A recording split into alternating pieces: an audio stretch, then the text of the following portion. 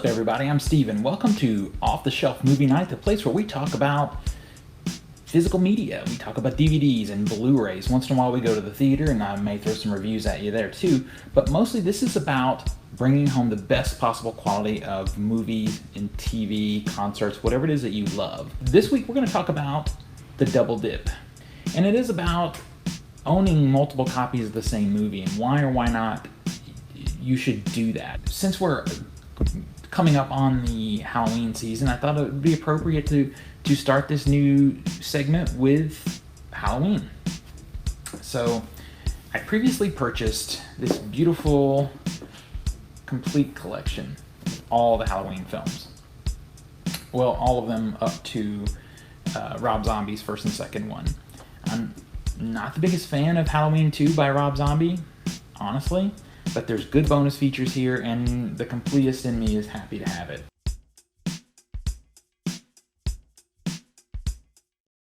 Let's take a look. Here's the 4K. Here's the Blu-ray. So inside the package, we have disc art for the Blu-ray and the DVD, but no inside art, obviously, for the case. That was not something that was done as often back then. I believe there was an insert in here, an advertisement for other films and that kind of thing, and that got tossed a long time ago. So yeah, so we have the film on DVD and Blu-ray here. Obviously the 4K gives us better quality video and sound. Doesn't do much for us in the packaging space. It's about the same. We've got a different image on the discs here, the Blu-ray and the 4K now, but basically the same art on the back of the box. But yes, we do get substantial upgrade in image and sound, specifically image, because a lot of this film is shot in the dark. So the HDR allows for greater detail. The blacks are less crushed. Overall, the image is just much, much better. There was a weird situation with some color grading in a previous release where it just looked off. So Dean Cundey went in, the director of photography went in and regraded the film.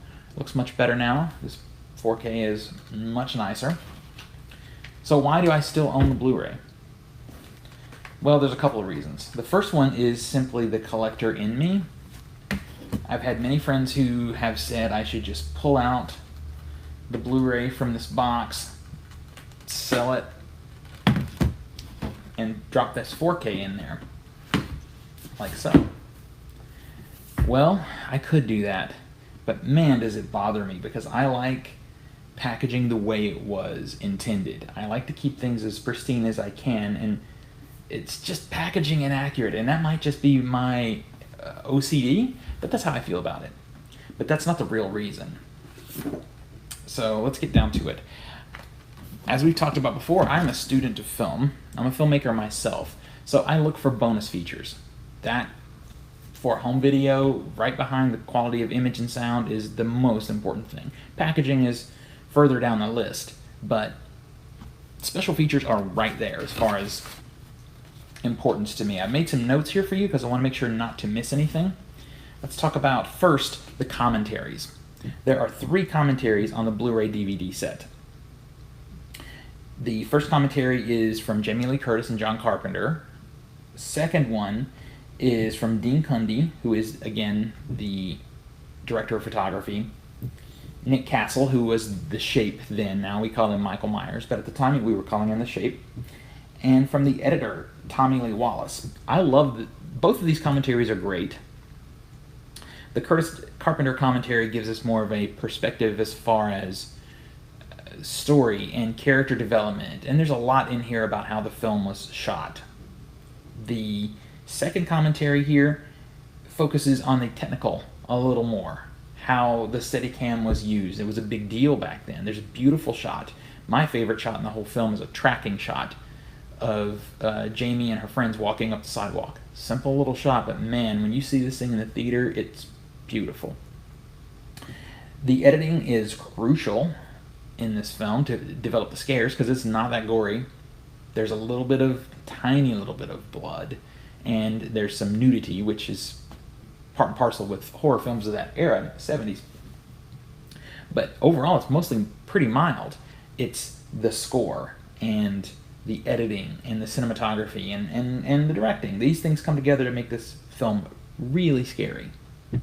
So on the DVD, and again, this is where the problem comes in, the DVD has an additional commentary with John Carpenter, Jamie Lee Curtis, and co-writer and producer Deborah Hill.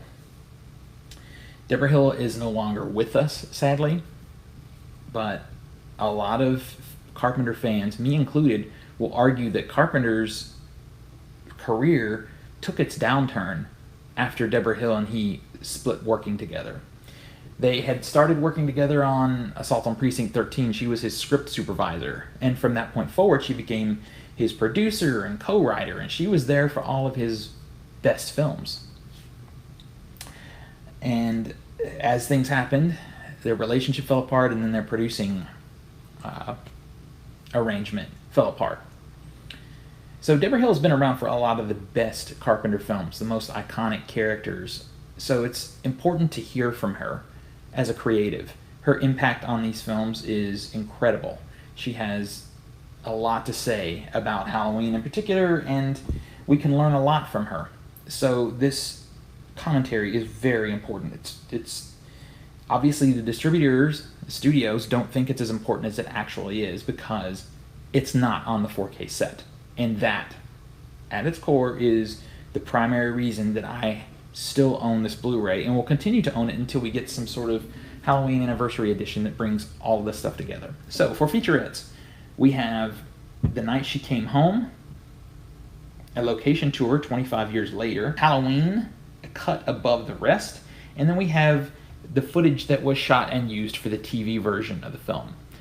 The TV version had to be lengthened, actually, to fit the block of time they wanted to screen it and to be able to build in commercial breaks. So there was actually additional footage. Instead of it being cut, it was cut, of course, because of the nudity, but they had to add footage in order to make the film work in that block of time. So it's cool to have that footage here. There was a previous DVD release that I loved from Anchor Bay that had an additional disc that just had the TV cut with the footage in place. And again, as an archivist, as someone who loves to see all the versions of a film that I can, that was really cool to have, but we lost that. At least we still have the footage though. So all of these featurettes are on the Blu-ray DVD combo.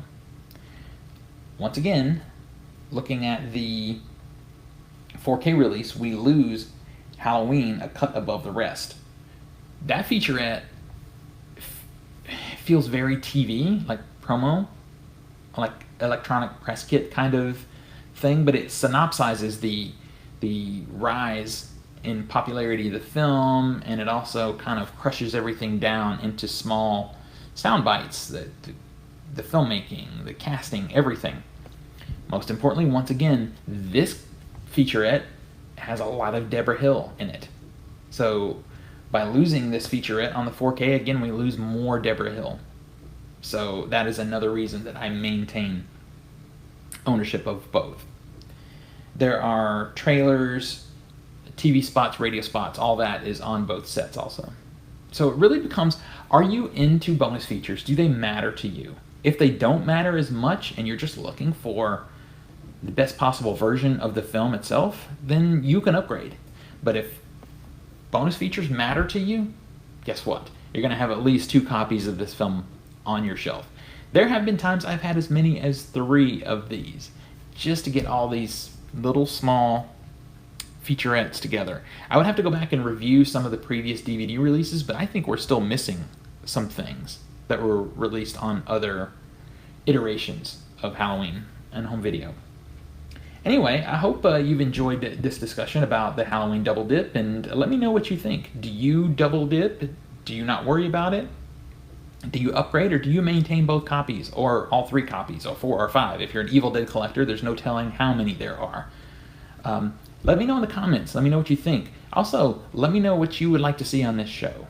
I want to do some different things, so if you have an idea, feel free to share it. Hit that subscribe button, and don't forget to hit the little bell to get notifications on when we post new episodes of the show. Until next time, I'll see you later.